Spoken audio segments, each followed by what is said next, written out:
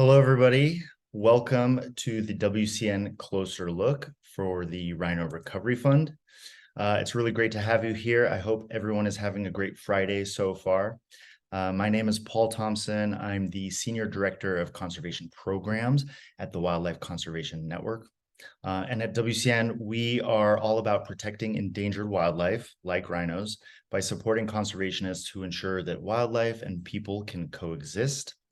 And I think what sets us apart is the network, and that includes you. So these closer look webinars give you access directly to the people on the front lines of conservation efforts. And today's all about rhinos. We're going to be debunking the myth that rhinos are a lost cause. We're going to tell you what's really going on the ground, what's being done to get rhino numbers back up and recovered.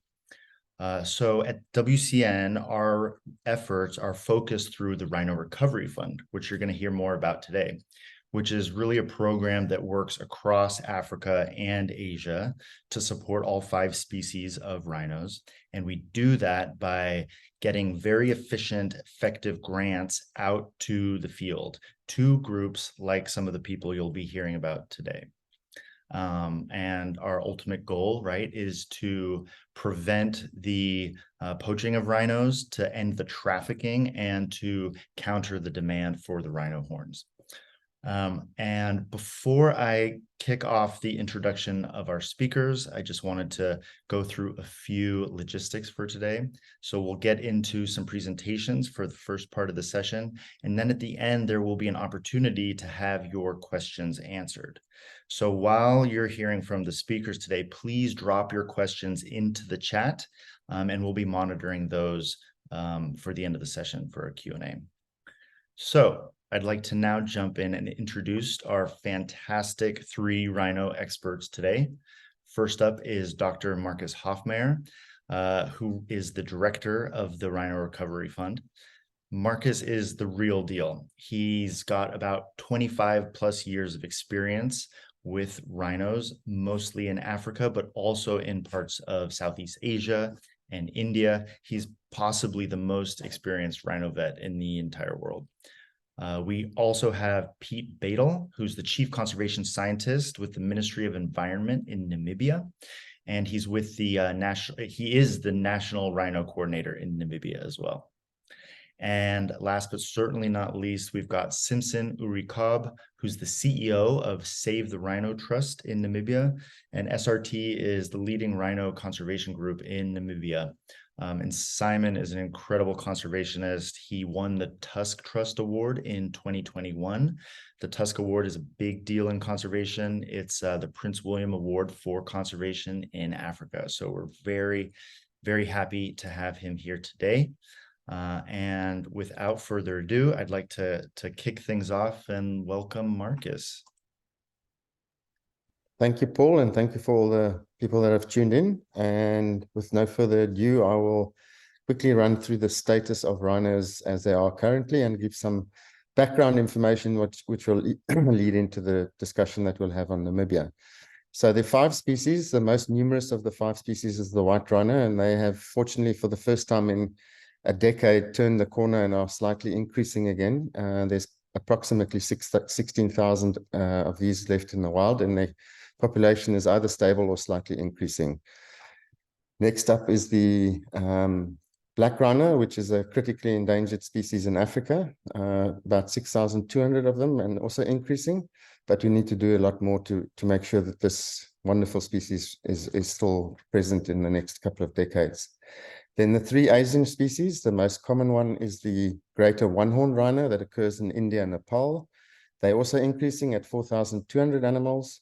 They have a bit of a challenge with habitat. And then we've got the last 2 remaining species, the Sumatran and the Indonesian and the Javan rhino. So both of these are highly endangered, critical, less than 100 of them left in the world.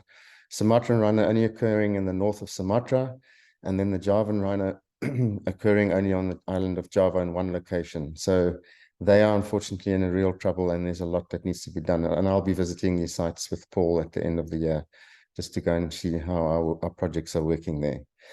So The Rhino Recovery Fund is 3 years old. We've managed to put $4.5 million into the field, 67 projects, and we have supporting projects across the whole range of Rhino range. All the major Rhino projects have got support from us. We're hoping to scale that up over the next year with your support, of course. And what I'd like to do now is just to give you that overview. And the project that I want to highlight, which will lead to the next discussion, is Project Fire, where we gave funding to the Greater Kruger Environmental Protection Foundation to look at what were the best interventions for rhinos protection. And what we came up with that study was really interesting. Next slide, please, is that the cost of looking after rhinos is extraordinary. There is $100 million of that period of time, or $60 million of that period of time went into trying to protect rhinos in various methods, the biggest cost being staff, and then obviously capital and operational cost. Some of the unintended consequences are, with this huge effort to try and stop them, is ranger well-being and poacher families that are all suffering at the same time. That other conservation activities have been neglected, and the message framing has been very poor. Next slide, please. So from all the interventions that's been done to date, the only thing that's been directly correlated to reducing the immediate reduction of poaching has been dehorning. So basically what has happened is that the lay of the land and the way the lawlessness that happens around Kruger has made other interventions like effective anti-poaching cameras, all the technology that's been put in, relatively ineffective. So removing the asset of a live rhino was considered an emergency action, and Pete will speak a bit more about it in his presentation. But that's been shown now directly to actually have a direct impact. It is unfortunately something that has to be done very carefully. If it's done incorrectly, you can get damage to the horn, and it's not a long-term solution because the horn regrows and you have to dehorn those rhinos every 18 months, but you buy yourself time to be able to do that. So the reasons why the other interventions haven't been so effective in the landscape is that the ranger reactions, fences, all of that are very reactive. We can just click through all the little buttons, please. We need to target the drivers of wildlife crime.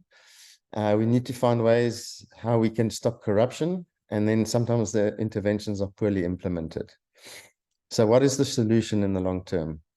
It is key that we create an environment where rhinos can live safely. We have all the tools and technology to move them and put them in new places, but we need safe landscapes for them.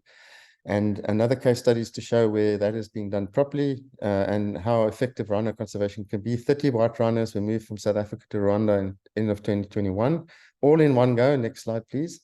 Flying them into Rwanda. The key here is that the government and the parks have facilitated a very supportive environment for the rhinos to arrive. They've been very successfully reintroduced, and we want to be able to scale this at all our sites that we're going to put them in. We also know that monitoring rhinos is not very easy, so we have to have a holistic approach. Rhinos are very hard on transmitters, and they struggle to or transmitters don't last very long on them. Next slide, please. And there's potentially consequences to the animal if it's not done properly. Okay, then last slide, please. So what we've now shown as well with all the interventions that we've done, that anything we do on the rhino, except with removing the rhino, has a very limited impact on protecting it from it being poached. So we know that dehorning works. That you have to create safe landscapes for rhinos to live in, where they breed naturally, they have their horns on them, and that they are relevant to society. And if you get that all right, then generally rhinos are safe. And at the same time, you would have built a foundation that has made the landscape safe for all other species. So with no further ado, I'd like to introduce you to Pitt and Simpson, who will talk about this exact model that is taking place in Namibia, where rhinos are increasing. Thanks. Over to you, Pitt. Thank you for that, Markus, and good evening, everyone. I'm Pitt Beitel, the National Rhino Coordinator of Namibia. So I'll give you a brief history of rhino conservation in Namibia and the interventions we've taken to safeguard them. So this is an old map from 1966 showcasing where rhinos used to occur historically in the country. On that map, most of the rhinos used to occur outside Etosha, actually in the northwest region of the country, in a desert adapted area, due to poaching over the decades.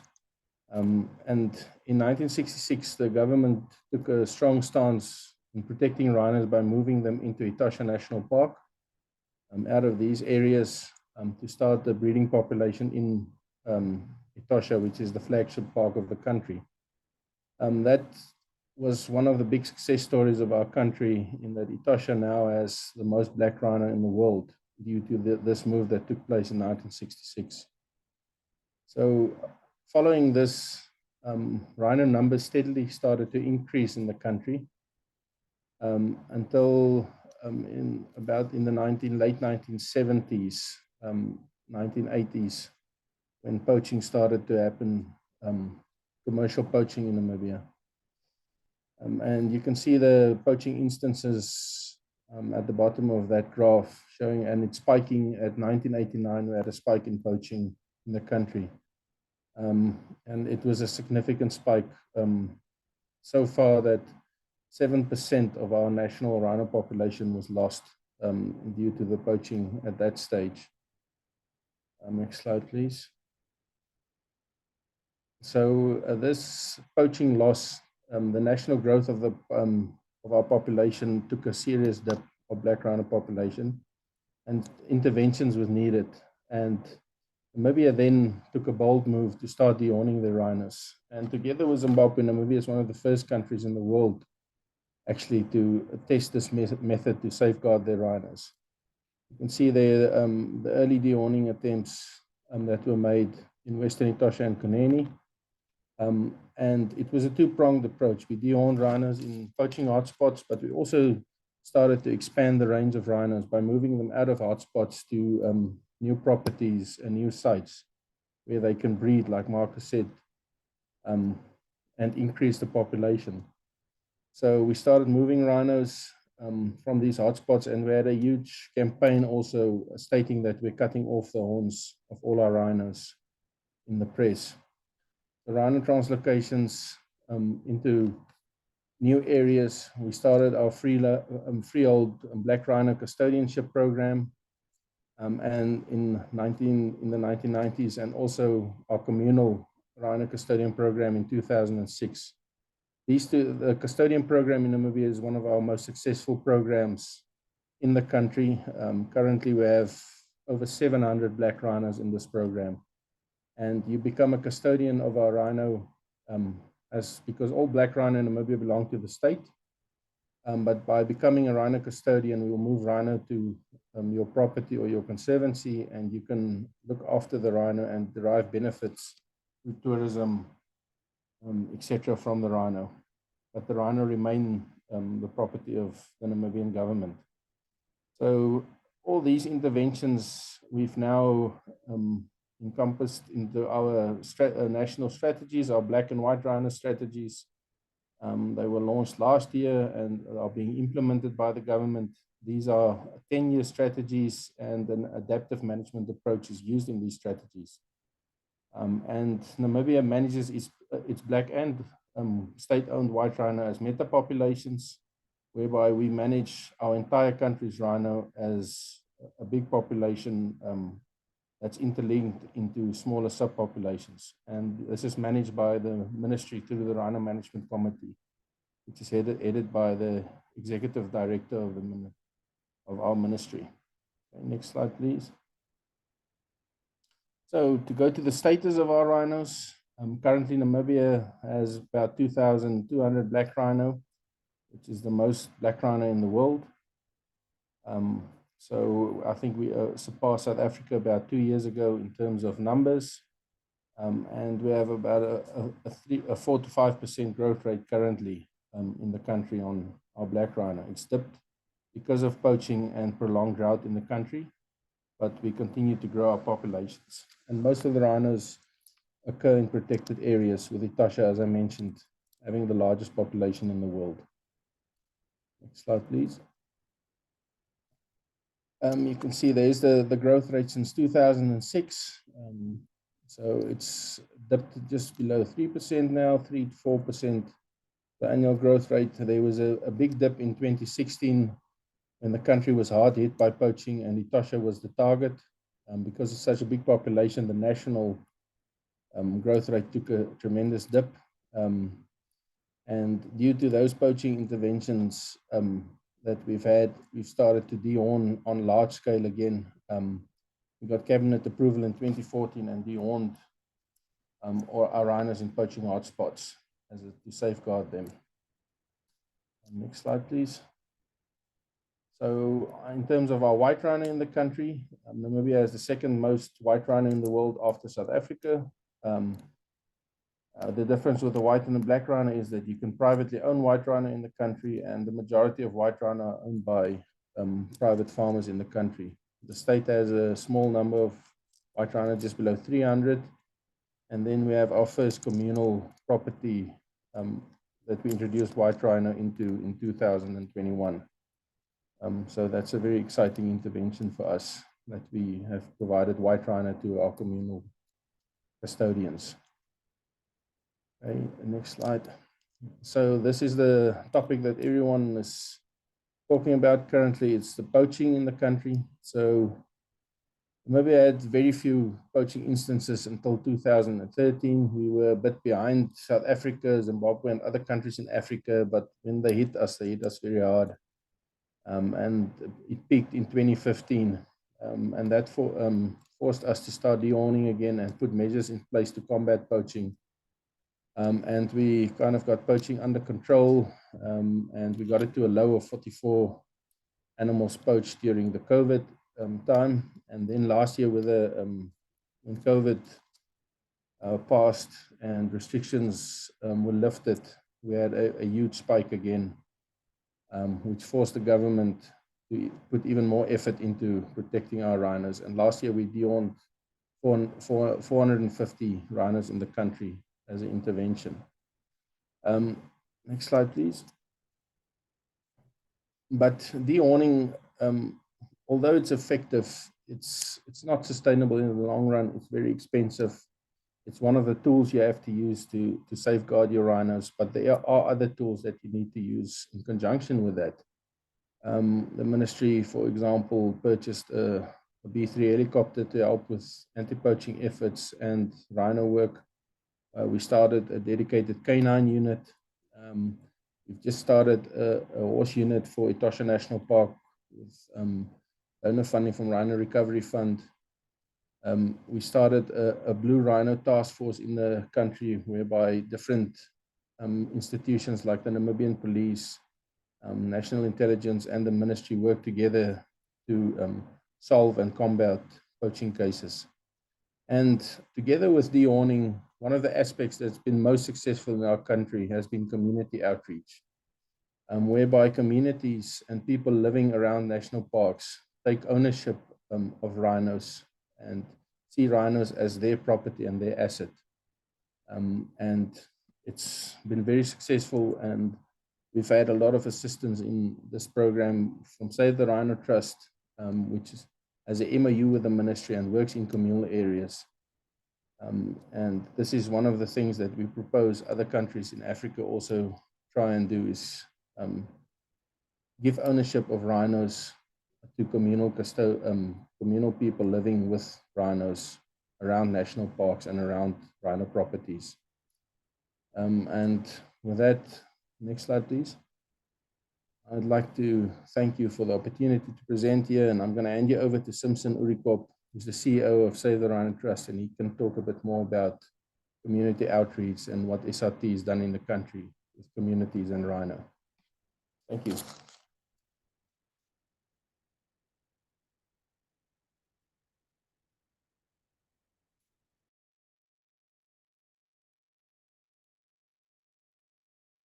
Simpson, are you with us?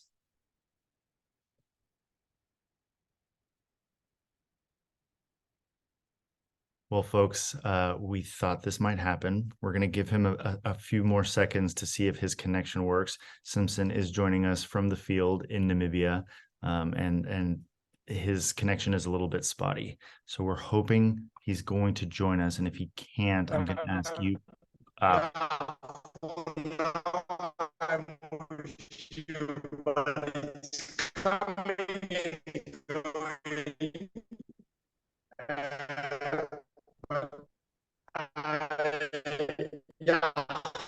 Okay, so Rachel, I'm going to ask you to mute Simpson for now. Unfortunately, he is sounding like a robot, and we're not able to understand what he's saying. So, Pete, maybe you could kick things off on his part, and we'll try him again a little later to see if his connection has come back.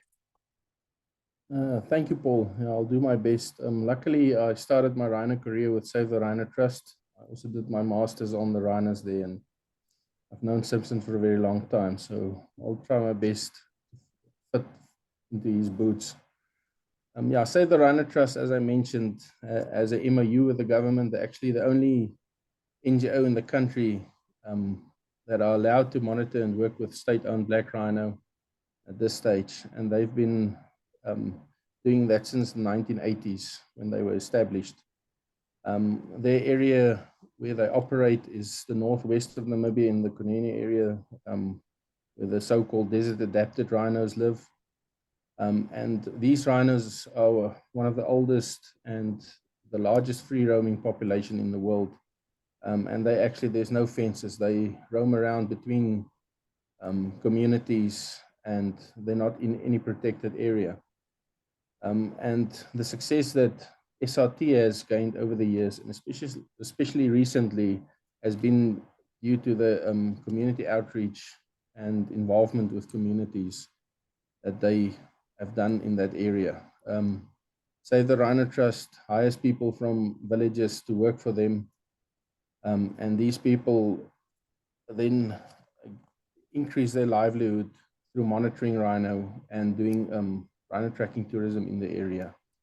SRT recently also started the Rhino Ranger program, whereby communal conservancies can hire conservancy game guards to become rhino rangers. And these rangers then monitor the rhino in these conservancies. They get a sighting bonus, and all the data gets back to the ministry, and that's how we monitor and keep these rhinos safe. Since the Rhino Ranger program has started, sightings have increased tenfold in the area. Every rhino has a name. The communities name their rhinos, and they take ownership of them.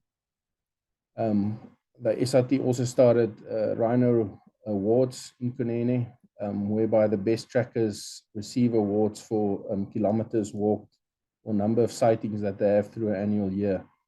And this has been very successful and popular, whereby people get rewarded for the effort they put in to protect the rhino. The next slide, please.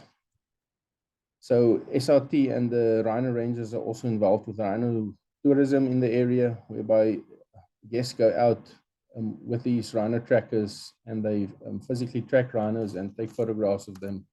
And it's a huge experience for people to see how these guys know their rhinos and monitor them on the ground. And it brings revenue back into the communal conservancies.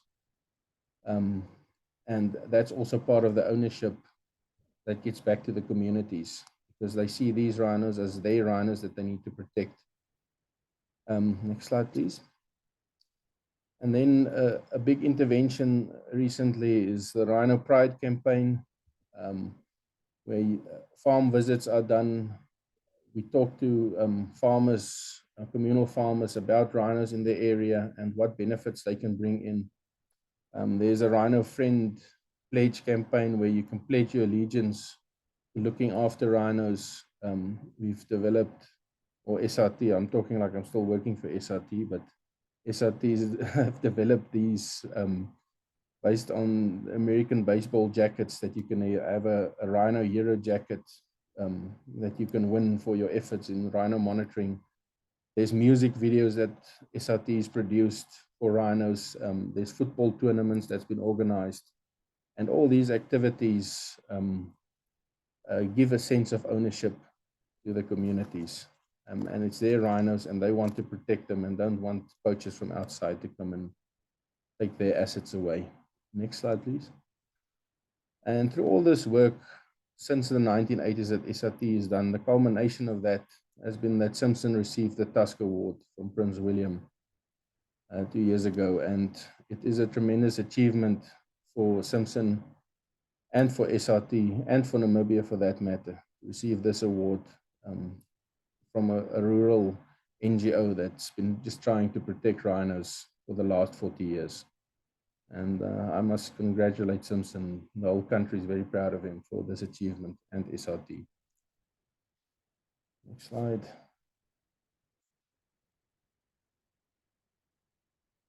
And next slide, please.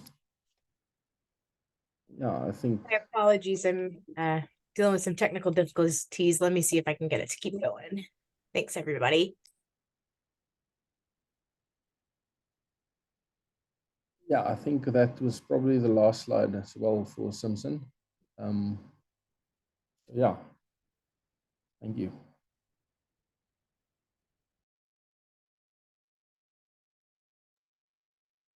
Fantastic. Well, we're hoping we're gonna find Simpson's connection back. And what I'd like to do is start. Oh, we have a Simpson. Okay, let's see if his audio connects. In the meantime, I'm gonna ask you a question, Pete, just to fire things off. Like, you've been involved in rhino conservation in Namibia for so long, but what was the first spark that kind of got you into this line of work? Yeah, I actually did my master's degree on rhino in Kunene in Damaraland, and I started in 2006. And I remember when we fitted the first transmitters, it was still VHF transmitters, and my supervisor at the time said it would be easy to find these animals. Boy, was I in for a surprise, because it's a very mountainous area, and I had to walk lots of kilometers to find these animals. But what sits with me, especially with black rhinos, is every rhino is an individual, and they have a personality. And if you start to know these animals, you realize how special they are, how they interact with each other, and that every animal is like a human, basically, with his own personality. And from there, my love grew for the species, and over time, I've tried my best to try and safeguard them, because they are flagship species, and through protecting them, you protect whole ecosystems. And how about you, Markus? You've been in the business for a very long time. What was your start? Yeah, so similar to Pitt and Simpson, as a young scholar, actually, I got to interact with rhinos, and I do remember very clearly an incident. I was working in Zim Parks in Wangi National Park with rangers there, and we came across a poached rhino. That was when I was about 15 years old. And I just remember how tragic that situation was, and everybody was so sad. And I also then decided that conservation is my goal, and I've been very lucky throughout my career to have worked with literally thousands of rhinos like Pitt and Simpson. And once you get to work with them, you really form a bond with them, because they're incredible animals. And like we've said many times in our presentations, that they need our protection, and it needs people like Pitt and Simpson and their teams to really work hard to protect them, because there's so many criminals out there that want to steal their horns by killing them, and we have to work together to do that. So all the effort that we're putting into the Rhino Recovery Fund is to support people like Pitt and Simpson to do the great work that they are doing. Yeah, well said. Markus, do you find that different rhinos have different personalities? Do you have a favorite rhino?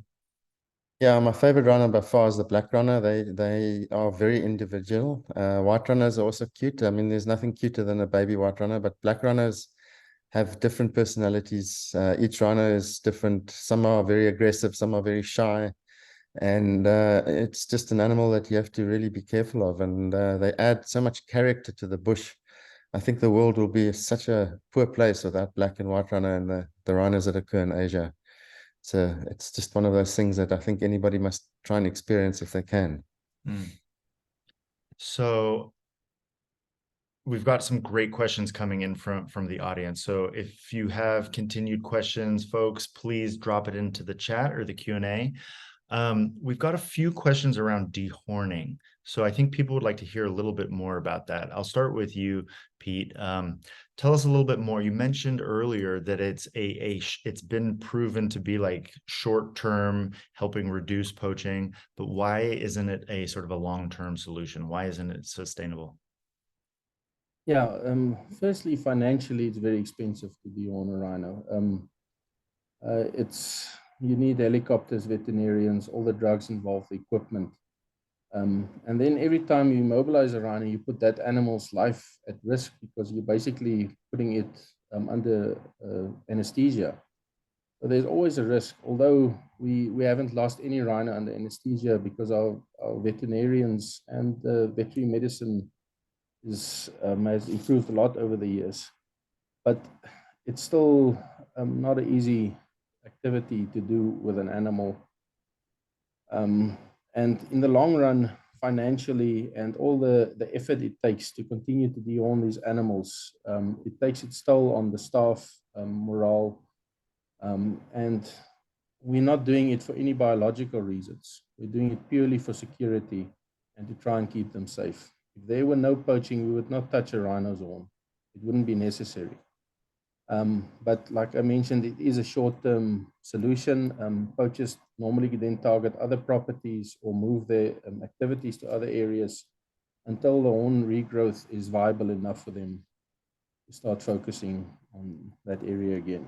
So, yeah, I don't see it as a long-term solution, but currently it is effective. Mm-hmm. And it can be done safely without sort of too much harm to the animal, right? Yeah. So over the years we've de-horned so many rhinos, we've got it down to a T. With that animal, we've got the downtime. We keep an animal not down longer than 20 minutes. We cut the horn safely. We cut it above the growth point, and then we actually grind it down so to a safe level. So we do not harm the animal's horn in any case. There's no ill effects of the rhino. We've seen even rhinos that have been de-horned continue to breed normally, interact normally afterwards. So there are no ill effects to the rhino per se. But like I mentioned, it's still a risk darting any animal, and even so for a rhino. A follow-up question coming from Nina. Were any of the recently poached rhinos dehorned when they were poached? Yeah, so you do get certain occasions where poachers do target dehorned animals, especially in an area where you've dehorned all the rhinos or the majority of them. And if they enter an area and they spend time there and can't find rhinos with horns, they do from time to time poach rhinos that have been dehorned. But it's in the minority. We've seen that it's less than 20% of all poaching cases are dehorned rhinos. And it's at the extreme. So it's not a factor that they're going to shoot rhinos that are dehorned. We've seen that they actually then target animals with horns or look for animals with horns. It also forces them to spend more time in the area, which gives our anti-poaching units time to apprehend them. They leave more clues, etc. So yeah. Great. Simpson, I see that you're back with us, so hopefully you can join us. I'm so sorry you didn't get to give your session on the community work that SRT is doing, but maybe you could tell us a little bit more. We had a comment from Louise who really liked this idea of naming the rhinos and using that as sort of an incentive for some of the communities to get more engaged with rhino conservation. So can you tell us what it's like to find these solutions that really put conservation in the hands of the communities you're working with? Paul, communities actually live with the rhinos for so many years. And they know where the rhinos are, and they have been knowing all the time where the rhinos are. But the thing is, unless you give them the rights to ownership to these rhinos, the approach we use actually in Namibia, the conservancy approach, give rights to communities, high-value species, especially protected species. they still belong or they are strictly under the government. But I mean, who is living with these rhinos in the field? Is it the government or the communities?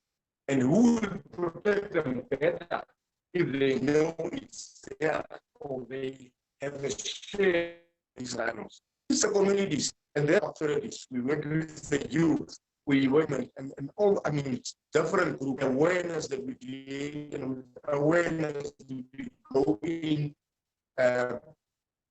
They have the trust between these communities. And I must say that an NGO that is much more official, that feeding in officers and come once in a while in the area, or even locally with the communities all the time. So we spend most of the time just going past them and just trying for rhinos. And also giving rhinos the names is Swedish. I mean, I know, but I still know that. And how do you know this anymore? All right, thank you, Simpson. Yeah, so the connection's a little hard, but I hear what you're saying in terms of nobody knows rhinos better than the communities who live right alongside them. Markus, you know, in your position as the head of the Rhino Recovery Fund, we do support a lot of groups that are doing that type of community engagement work that Simpson is describing in Namibia, but also in other places too. So do you have any comments on that, on sort of why this aspect of rhino conservation is such a key part of their recovery? Yeah, so one of the key pillars of the Rhino Recovery Fund is to support projects that are actively promoting coexistence and custodianship and stewardship. Because at the end of the day, because it's a high value crime that's associated with that, the people that live in and around the parks where rhino occur are the first people that will pick up if there are criminals in that area. And if they feel invested in the whole conservation of rhinos because they've got direct or indirect benefits that they obtain from the rhinos, or if they're just simply proud to be part of the solution, they will they will be able to help the law enforcement people detect these incursions before they happen. And Namibia has been very successful in doing this. SRT is a real example of how local communities are fully involved with the protection and the monitoring of the rhinos. I've worked with Pitt and Simpson in those remote areas. You find the rhino monitors way in the desert, proudly looking after the rhinos, and they all, you know, the few that I've asked and met, they're very proud of what they're doing, and that proudness they take back to their villages, and it becomes a sort of a communal, protective, living fence around these rhinos, and that's what we're working towards at all places. So what Pitt spoke about earlier, of getting to the point where we don't have to de-horn rhinos, we need to have more of this buy-in. So certainly an excellent example of how rhinos are protected. And I think for the last few years, there haven't been any rhinos poached in that part of the country in Namibia. I think, Pitt, if you want to just comment on that. Yeah, so to add on to that, Kunene was the first area in Namibia that had poaching in 2012 again, after the first poachings of 89. And Kunene was hard hit because at the time there was also a severe drought that came into effect. So it was a double effect of poaching and calf survivorship that was lacking in that area. So that's when SRT started the Rhino Ranger program and community involvement, reaching out to conservancies and getting them involved. And since then, the poaching has went down in that area, and Kunene has actually had its last poaching. I think it's 4 years ago, if I'm not mistaken, when a single animal was poached. So I think that's testament to the good work that SRT in collaboration with the ministry has done in communal conservancies. So yeah. Pete, so Namibia has a thriving tourism sector. So maybe you can comment a little bit about the role tourism can play for rhino conservation. We had a question from Paula who said that on a recent trip to Africa, she was advised not to post photos of rhinos, which could alert poachers to their location. Is that something that you guys are seeing in the area where that type of, trying to keep the location of rhinos from tourists safe? Yeah, it's one of the mottos of the government is to not divulge locations of rhinos or numbers, specific numbers in areas. And we try and keep that, but obviously it's something that you can't hide, especially if you have so many role players in an area. But yeah, we do not like to say exactly where we find our rhinos. That's something that the communities and the people that look after them need to know. Yeah, we do not mention specific names or numbers. And then, so tell us a little bit more though about the potential role that tourism at a larger scale can have for rhinos.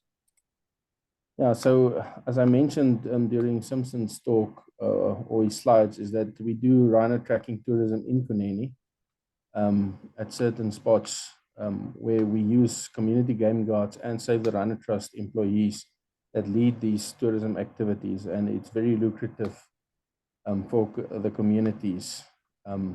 And all that funding goes back into the CBNRM program and helps conservancies to manage rhino protection in the areas. In terms of our freehold properties, we're actually on the verge of approving an incentive program for the custodian program, whereby we'll look at other avenues where custodians then, along with government, can raise funds, donor funding, get tourism, mass tourism into the areas to view rhinos and get some benefits out of rhino conservation. Great. Markus, I want to switch gears. We've got some questions around the demand for rhino horn. Where is the demand coming from? What uses of horn are there? Just kind of give us a little overview on the demand side of things. Yeah, so that's an important question because the demand for rhino horn is what's driving the criminal syndicates to source it, and it's usually sourced through illegal wildlife trade, and the rhinos unfortunately are killed in the process. What makes it very difficult to solve this problem is that the demand for the horn is in the Far East, primarily in Vietnam and China. And there's a certain amount that's being used for medicinal uses. It's an old cultural use of rhino horn. It's believed to have a antipyretic effect. The myth that it's a aphrodisiac is in fact not correct. It doesn't get used for that very much at all. But in more recent times, and why the value has gone so through the roof, it's a status symbol. So people that are suddenly coming to wealth in Vietnam or in China do like to expose their clients or their business partners to that by having a carved rhino horn on their desks, or having a drink with rhino horn cut into it as a sign of wealth. These are all very weird cultural practices that are very difficult to influence, and it's sort of very underneath the open culture. It's done behind closed doors and that, so nobody really understands fully how this illegal market works. I don't think we even know how much rhino horns are being sold for at this point. So working on the demand side is very tricky, but we are looking at options. And then at some point, obviously we'll visit those areas to find out more who is going and who the local organizations are to try and change that, because that change is most likely, just like we see with protecting the rhinos, the demand approach will probably most likely change if you find people that work within those cultures and actually can talk to the behavioral changes that we need to see for that to go away. So a very tricky thing to work with, but where we can have an impact for the time being is to actually pinch those supply routes and work with those higher level syndicates that are doing the actual transport and conduits between Africa and Asia. And that's where we've got some grants that are trying to disrupt that, and we'll continue to work it. And we work very closely with the Pangolin Crisis Fund at doing that, because the pangolins have the same issue, where the poaching gets done in a country where the animals occur, and then they get the pangolins get transported to the Far East primarily, where they get consumed for delicacies and that. And how do those groups that you support through the Rhino Recovery Fund and through the sister fund, the Pangolin Crisis Fund, how do those groups investigate this underground world of horn trafficking or pangolin scale trafficking and ivory trafficking? How does that work? So it relies a lot on intelligence information and understanding which syndicates are working where, and then we tend to support NGOs that work very closely with the law enforcement agencies. I mean, in Namibia, there's a very good example of how this is all working, where an NGO is supporting the government structures to actually be proactive at enforcing the law and disrupting those criminals. And I think Pete can maybe speak a little bit more towards that, because it's a very important example where collaboration and cross law enforcement functionality is the only way it really works. It can't just be the police. It has to be a combination of people like the military, the justice system, all working together, because one of the primary drivers of why things are so dire in Kruger is that when poachers are arrested, they don't necessarily get convicted, and they get rearrested. So if you don't get a law enforcement person that's effective, it's not a deterrent. Anything to add, Pete? Yeah, I think the approach we've used in Namibia, as I mentioned in my talk, is we set up a Blue Rhino task force, which is made up of the Protected Resource Division of our police force, the Namibian Defence Force, the Ministry's Investigation Unit, National Intelligence, and the courts in the country. And by all these organizations or institutions working together, we've been very successful in that dockets are handled by Blue Rhino members only, and they see the case through till it goes to court. And the next step that we're trying to employ in the country is to have dedicated wildlife courts in the country, similar to what they have in Kruger, because that's where Namibia, and I think a lot of countries in Africa, is lacking in our justice system and keeping the poachers behind bars. So Pete, along these lines, we've got a couple questions from Dina and Anne about kind of the role governments can play in conservation efforts. You, as a member of the ministry within Namibia, the government clearly has a strong stake in conservation. Why is that? And also, like, can the government of Namibia use its influence for other African nations for conservation? I think Namibia is in a unique position.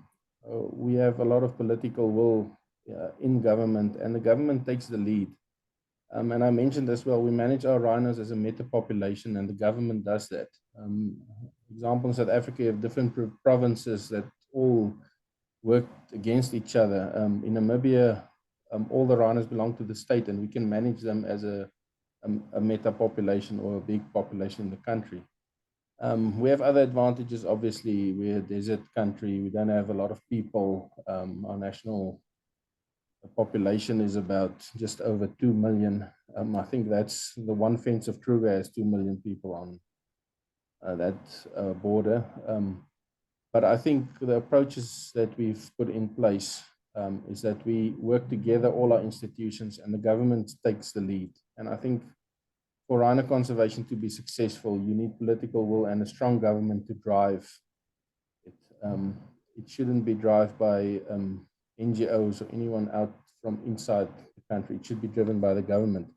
And through organizations like SADC and CASA and other institutions, we're trying to influence our neighbors and work together with Angola, Botswana, Zambia, and Zimbabwe, that we combat wildlife crime as SADC countries, instead of just one country trying to combat trafficking. So Markus, kind of switching gears, we've been focusing on rhinos in Africa and Namibia today, but in your role at the Rhino Recovery Fund, we support projects in outside of Africa, India, Indonesia, Southeast Asia. Can you tell us a little bit about, like, how is conservation similar there to Namibia? How's it different? Okay, so Asia has obviously got a much higher population density, and their rhinos also declined dramatically over the last century. And there's the two extreme examples. So you've got India and Nepal, who also made a very concerted effort through the last century to protect rhinos. There's strong political will. There's strong laws that are effectively applied once poachers are actually captured, and then they try and disrupt the syndicates. There's more and more collaboration between the two rhino states to actually work together to work on the criminal syndicates that are killing the rhinos. So that's why, and they've also applied the biological management of translocations, which is a really critical step. As Pete pointed out, the translocations into Etosha was fundamental to ensure you get recovery. And that's also been the savior of the southern white rhino, which also had that same principle. And that's what's been applied there. What's not happening at a fast enough rate is that the rhinos aren't moved to new areas quickly enough, because you do get what we call a density dependent effect. So when there's too many rhinos in a particular area, their breeding slows down and you get high mortalities from fighting and that. To counter that, you move rhinos out. So you reduce the density in the source population and you create new populations that then grow. That's a fundamental aspect of maximizing rhino recovery. The two Indonesian species have the disadvantage from a management point of view that they live in tropical rainforests. So they are hugely affected by cutting down of rainforest. That's the first reason why they disappeared so quickly. And then poaching of them gets done so subversely, you don't even know it's happening, because it's so difficult to monitor and manage those species. That's why they're now suddenly only in 2 parks or 2 areas left on the whole planet.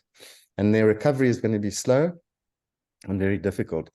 They have a real problem with regards to how many breeding females are left in each population. And that is going to be probably the long-term challenge in recovering those species. But we are sharing our experience with them, and we are also investing in that thing.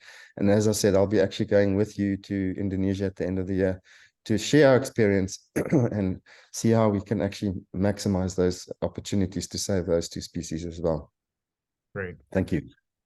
Great. A couple quick hits. Okay, a question from Tim around natural history. How often do black rhinos breed, and what is the gestation?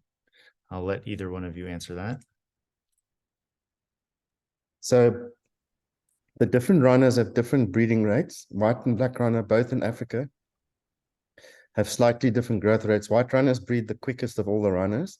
They can grow up to 10% per annum, and their intercalving period is between 2.5 and 3 years.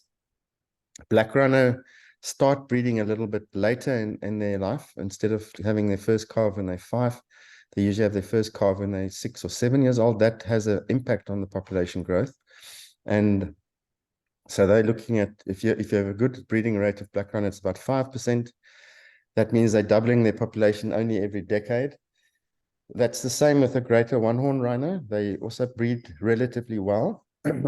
With the Sumatran and the Indonesian rhinos, we don't actually know what their breeding rate is, but we suspect it's between 3 and 5 years that they're calving. So it's a very slow recovery rate. Doubling their population might take 15 years if everything goes well. So we need to have long-term investment if we want to really save rhinos. It's not a short-term program. They cannot recover as quickly as lions or leopards or antelope that breed regularly every year. But you have hope that it can be done. I've definitely got a hope. I mean, we've got the example that we discussed in Namibia, where rhinos were almost extinct, and now they're the 2nd largest population in the world. We've got community investment. We've got good signs that rhinos are recovering throughout the African range. We've got lots of new populations being created.